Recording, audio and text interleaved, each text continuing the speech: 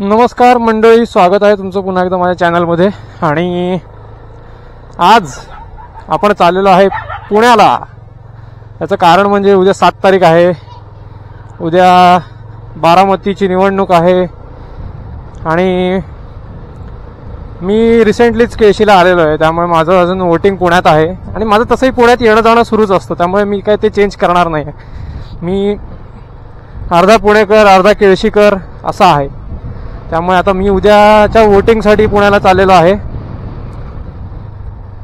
उद्या वोटिंग करून may be परवा वगैरे परत येईन. सो ही जर्नी केळशी टू पुणे अशी आहे. बाकी काय म्हणताय, सगळे ठीक आहेत ना?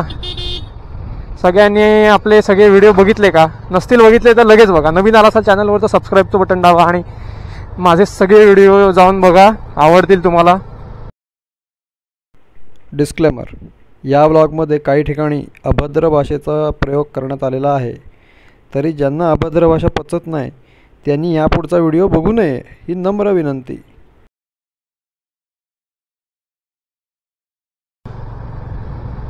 तर मित्रांनो, तुम्हाला माहिती आहे आजच्या प्रवासाचा स्पेशल काय? मी आजपर्यंत अगणित वेळा पुणे केळशी, केळशी पुणे अशा ट्रिप केलेत. एकदा गोवा पण केले, सातारा बितारा अशा बऱ्याच ट्रिप पुण्यातून वगैरे पण केलेल्या आहेत. पण नंबर 1 तर मी आज व्लॉग करतोय, जसं की मी आधी पण केलेला आहे व्लॉग पुणे केळशी. पण त्याचं मी कायम सकाळी निघालोय. आज मी केळशीतून पुण्यात जायला संध्याकाळी निघालोय. आत्ता वाजलेत 4 वाजलेत दुपारचे. सो मला पुण्यात जाईपर्यंत रात्र होणार आहे. सो ह्या व्लॉगचं पहिली गोष्ट तर एक स्पेशल आहे. माझ्यासाठी हा नवीन एक्सपिरियन्स आहे आणि तो मी रेकॉर्ड करतोय. नंबर 1. नंबर 2 सीन असा आहे की मी एकटा रात्रीचा कधीच गेलो नाही, त्यामुळे तो पण एक सीन आहे की मी आज पहिल्यांदाच जातोय. एकटा भरपूर वेळा गेलो आहे गाडीवरून, पण तामिणी घाटातून एकटा रात्रीचा कधी गेलो नाही. लहानपणापासून खूप सारे किस्से ऐकलेले आहेत तामिणी घाटाचे, त्यामुळे कधी हिंमत नाही झाली. On a serious note, main गोष्ट ही नाही की कोणी आपल्याला लुटेल वगैरे. मेन गोष्ट ही लुटण्यासाठी पैसेच नाहीत भाई. जे आहेत ते पण लुटले तर काय करायचं? सो त्यामुळे कधी गेलो नाही. पण आता तसं जरा माहोल बदलला आहे. तामिणी घाट पण आता जरा पब्लिकसाठी ओपन झालेला आहे. म्हणजे पब्लिकसाठी ओपन आहेच, पण असं जरा साशद आहे. आता साशद, माणसांची साशद याला म्हणतात ना, की सोबत संगत कोण ना कोणतरी असतात गाड्या कायमस्वरूपी. मदत वगैरे काय लागली तरी थांबवू शकतो कोणाला पण असं. पण आपल्याला तशी काय लागणार नाही मदत. आपण ईश्वराच्या भरोश्यावर जायचं. आणि मी कायम, माझा नियमच आहे हा, मी गाडीवर बसलो आणि मी कायम एकटा दुकटा फिरत असतो इकडे तिकडे. सोलो रायडरच आहे मी आत्तापर्यंत तरी. मी कायम गाडीवर बसलो की मी काही ना काहीतरी नामस्मरण करत राहतो. नामस्मरण म्हणजे काय तर आपण आपल्या आवडत्या ईश्वराचं चिंतन करत राहणे.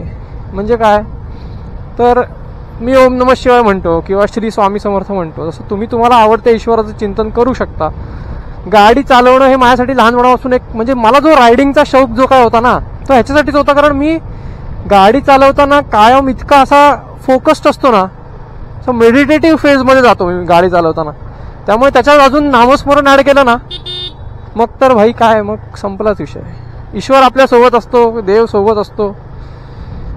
शंभू महादेव, हर हर महादेव ते असतात आपल्यासोबत. मग काय चिंता, कसली चिंता? सो ही एक गोष्ट मला तुम्हाला सांगण्यासारखी वाटली की तुम्हीही करा आणि तुम्ही मला सांगाल नंतर की भाई वेगळी फिलिंग आली. म्हणजे तोंडात ज्याचं नाम आहे ना, त्याला कोण काय त्याचं वाकडं करू शकत नाही म्हणतात ना, ते असं म्हणजे अनुभूती येते. फक्त करून बघायला पाहिजे प्रत्येकाने. ते स्वतः करून मेल्याशिवाय, म्हणतात ना स्वतः मेल्याशिवाय स्वर्ग दिसत नाही, तसं तुम्ही नामस्मरण स्वतः करून बघा, तुम्हाला अनुभूती येईल. म्हणजे इन जनरल लाईफमध्ये केलं तर अतिउत्तमच आहे. गाडीवरून जाताना तर स्पेशली करा. देवाला घरातून सांगून बाहेर निघा, माझ्या रस्त्यातले येणारे अडथळे दूर कर रे देवा, माझ्यासोबत चल. हनुमंतांना सांगून चला. स्पेशली पवन देवांचे पुत्र आहेत ते सोबत असले की काय. ते अर्जुनाच्या सह रथावर बसले होते तेव्हा अर्जुनाच्या रथाचं एक म्हणजे कण नुकसान झालं नव्हतं. आणि जेव्हा सगळं युद्ध संपलं महाभारताचं आणि रथध्वजावरून महाबली महाहनुमान रथध्वजावरून जेव्हा खाली उतरले तेव्हा त्या रथाचा स्फोट झाला असं म्हणतात. कारण त्यांनी ते सगळं जी विघ्न होती ती सगळी त्यांनी धरून ठेवली होती. विघ्न हरतायत ते सुद्धा. त्यामुळे हनुमंतांचं स्मरण करून घरातून बाहेर निघा. वेडेवाकडे विचार निघून जातील. गाडीच पण इज्जतीत चालवाल. नामस्मरण करत गाडी चालवलीत ना, ध्यांगड धिंगा गाणे ऐकत गाडी चालवलीत ना की गाडी म्हणजे बोलायचं नाही पण एकदम चू सारखी गाडी चालवाल. नामस्मरण करत डोकं जागेवर राहतं, स्टेबल राहतं, मन इकडे तिकडे धावत नाही. म्हणजे तो एक फॅक्टर आहे. म्हणजे आता जरा जास्तीच ज्ञान होते आपल्या व्लॉगमध्ये त्यामुळे मी जरा बंद पडतो, पण ही फॅक्ट आहे. एवढं बोलून मी माझं भाषण संपवतो. जय हिंद, जय महाराष्ट्र. तर मंडळी, आपण पोहोचलेलो आहे मंडणगडला आणि इथे आता एक पेट्रोल ब्रेक बनतो. एक पेट्रोल टाकून घेऊयात 200 रुपयापर्यंत. 100, 200, 300 काहीतरी, म्हणजे टेन्शन नाही नंतर.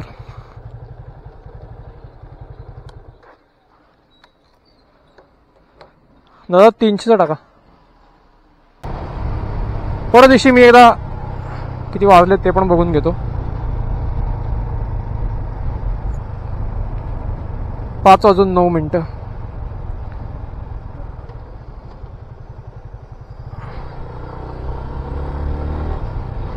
सो आपण बेसिकली 10 मिनिटं लेट आलोय. काइंड ऑफ 1 तास लागतो.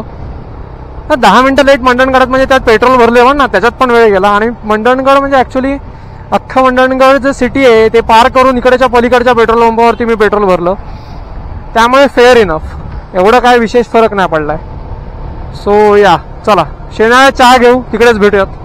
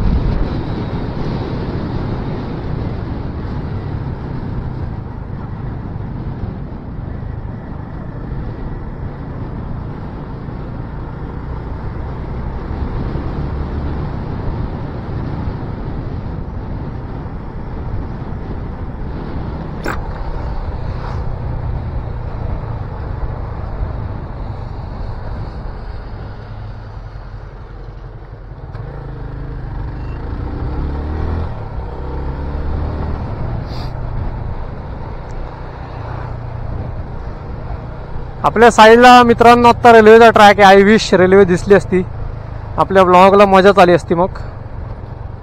पण ठीक आहे, आत्ता नाही दिसत आहे. आत्ता फक्त आणि फक्त मोठे मोठे ट्रक आणि स्पीड ब्रेकर आपल्या नशिबात आहेत.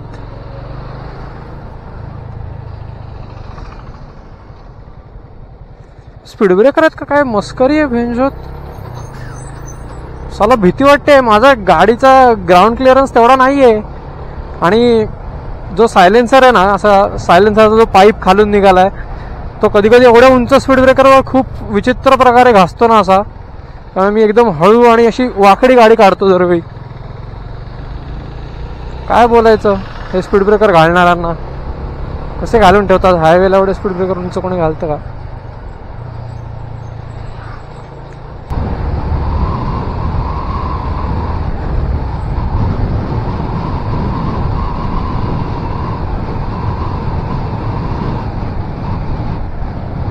नकोच. नसत्या ठिकाणी शहाणपणा नको आपला. आपण आपलं मागे थांबू आपण मस्तपैकी. नको तिथे आपली अक्कल चालवायला जायचं नाही. मोठा रस्ता आला की मग आपण गाडी काढू. इथपर्यंत आपण हालचाल करायची नाही. हा शिवशाहीवाला एसटी कधीही कसाही ब्रेक मारू शकतो. एअर ब्रेक्स आहेत त्याच्याकडे, काय त्याला टेन्शन नाही. सपासप ब्रेक मारेल तो. आपले डिस्क ब्रेक आपल्याला, माझ्या गाडीला ABS पण नाही त्याच्यात. आत्ता खरं ह्याच्या पुढे जायला पाहिजे तुम्ही, ह्याच्या सोबतच शिवशाहीवाल्याच्या मागे मागे. But yeah it's all right. We will go slow body.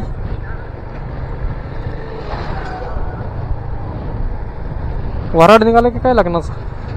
ओरडत ओरडत चालले हुई हुई करत.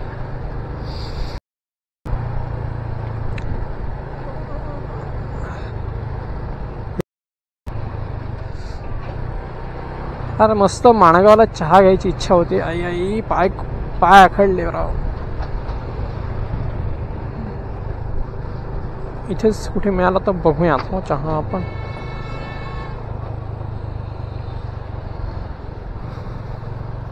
चला आपण आता टाऊन आलेले आहे. हळूच डाव्यात आणि काढू शकतो अलगदपणे.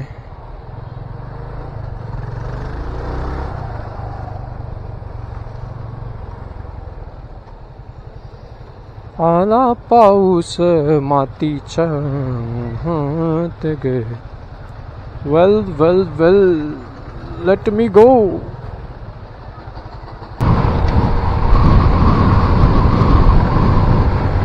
आता माणगावला आलेलो आहे आणि टाइम फॉर ब्रेक. सो मंडळी, माणगावात आपण मस्तपैकी वडापाव आणि उसाचा रस असा नाश्ता केलेला आहे. आता पुढे निघालो निजामपूरकडे. माणगाव क्रॉस्ड, निजामपूरच्या दिशेने रवाना. अजूनही छान दिसतंय आणि आता 6:30 वाजलेत. ऑलमोस्ट 6:30 वाजलेत पण वाटत नाही आहे, छान दिसतंय. पण आता मला तामिणी चढायला लागेपर्यंत मावळायला लागेल हळूहळू. 7 पर्यंत साधारणतः मी जरी तिकडे पोचलो तरी पण मावळायलाच लागणार आहे. मंडळी, आपण निजामपूर आणि वेळे MIDC सोडून पुढे आलेलो आहे. आता तामिणीचा चढ सुरू होतोय, म्हणजे तामिणी घाटाचा आरंभ आहे प्रचंड. आणि ऑलमोस्ट 6:45 झाले असणार आहेत. किती वाजले एकदा ते पण चेक करून घेऊयात.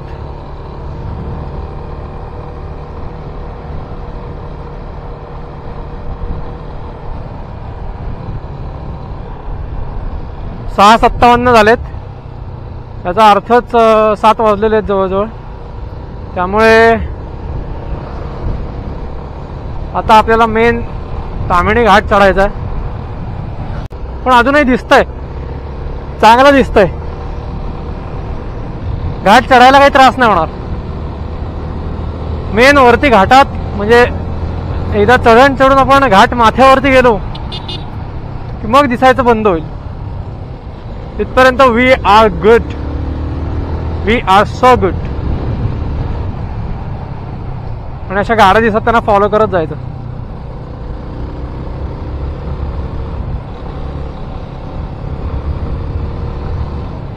जर का आपण त्यांना ओव्हरटेक केली नाही तर. But most probably that is not the case. आत्ता तरी मिनिमम जेव्हा दिसतंय तेव्हा ओव्हरटेक करून घ्यायचे आपण मस्तपैकी.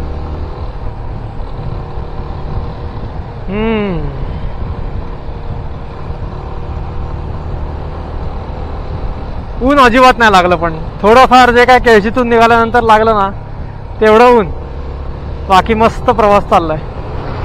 आत्ताचा काही फार थंड नाही झालंय, पण संध्याकाळ झाली असली तरी उबदार वातावरण आहे. प्लेझंट व्हायला अजून वेळ. पण आता आपण जसं सी लेवल पासून वरती जात जाऊ ना तामिणी घाटामध्ये, घाट माथ्यावरती, तेव्हा एकदम थंड होत जाईल ऑटोमॅटिकली. इस्पेशली बाईकवर. आत्ता पुढे परत पुण्यात गेल्यानंतर आपला उकडंबच होणार आहे. पण तरी पण I love these roads man, love these roads.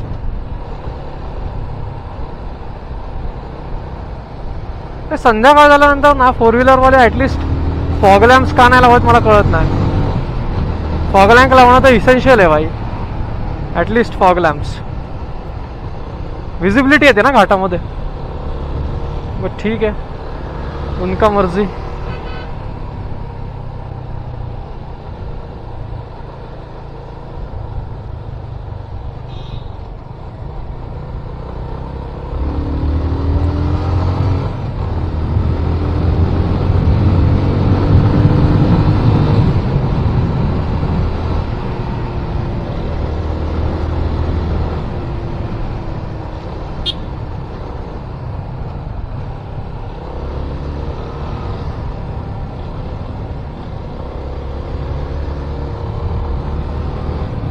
हा एक शार्प टर्न आहे, माझ्या माहितीतला टर्न आहे. खूप बाहेर जातो, जर का स्पीड कमी नसेल ना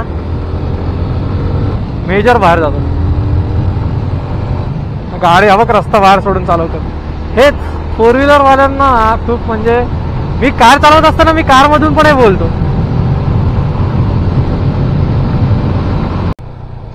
ऑलवेज रिमेंबर, जे कोणी नवीन लोक बघत असतील मला, म्हणजे नवीन ड्रायव्हिंग लायसन्स मिळालेले 18 वर्षाचे माझे छोटे भाऊ वगैरे, टर्न मध्ये असल्या जिकडे आपल्याला व्हिजिबिलिटी नाही आहे, आणि व्हिजिबिलिटीचा प्रश्न नाही आहे, जिकडे आपल्याला दिसत नाही पुढचं, अजिबात गाण मस्ती दाखवून ओव्हरटेक करायची नाही.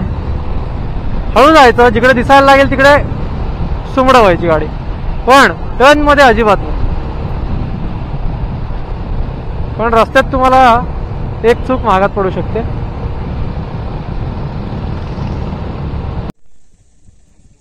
सो माकडू इकडे मस्त फिरतात, तेव्हा तिच्याकडे पिल्लू पण आहे. आणि look at the view,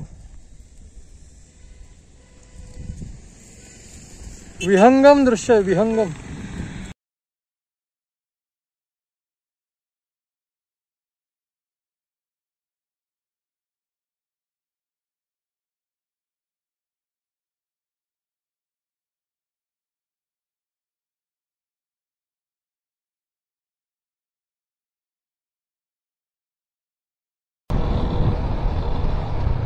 so मंडळी, तामिणी घाट चढून वरती आलोय, आता काळोख पण झालाय. But the best part is four व्हीलरवाले असे बरेच जण आहेत, त्यामुळे एक तर काय अकेला महसूस नाही हो रहा.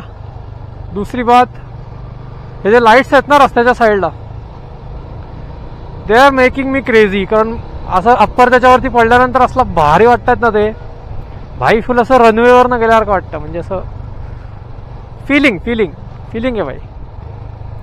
तर मग थोडक्यात काय मजा येते नाईट रायडिंग.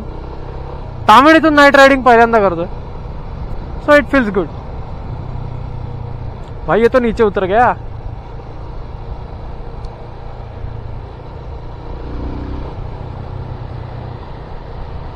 ऐसी गलती नहीं करनी चाहिए.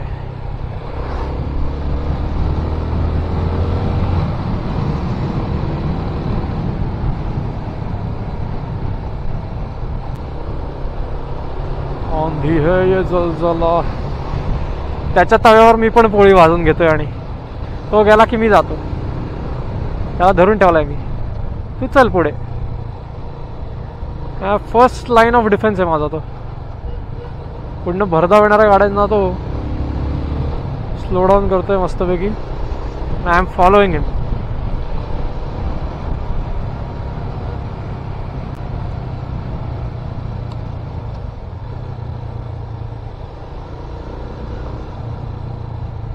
आणि म्हणून मला ऑक्झिलरी लाईटची गरज आहे मित्रांनो. कळलं का म्हणालो मी ऑक्झिलरी लाईट लावायचे म्हणून? ह्याच्यासाठी लावायचे, रात्री कुठेही जाता आलं पाहिजे, आणि आपल्या स्वतःच्या बाईकच्या लाईटने आपल्याला मस्त दिसलं पाहिजे रात्री. आत्ता काही कमी दिसत नाहीये, पण आत्ता हे जर ते रिफ्लेक्टर नसते ना रस्त्याच्या साईडला, तर खूप कमी दिसलं असतं भाई. मग काय अर्थच नव्हता.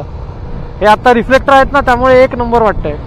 आता बघा, आता हे बघा भेच कसलं भारी वाटतंय भाई, एक नंबर. ना सूर्य, ना ऊन, ना जास्ती ट्रॅफिक बिफिक. आता म्हणजे पुढे लागेल ट्रॅफिक मेन पुण्यात गेल्यावर, वो एक डिसएडवांटेज आहे. आई सव हे व्हाईट लाईट वाले ना इच्छा गावात त्या नवीन गाड्या काढलेत ना एवढ्या एवढ्या आई झवली डोळे दिसतात छाप घंटा काय दिसत नाही समोरचं ह्याच्यामुळे ऑक्झिलरी लाईट पाहिजेत फुल फोकस मारायचा साल्यांच्या अंगावर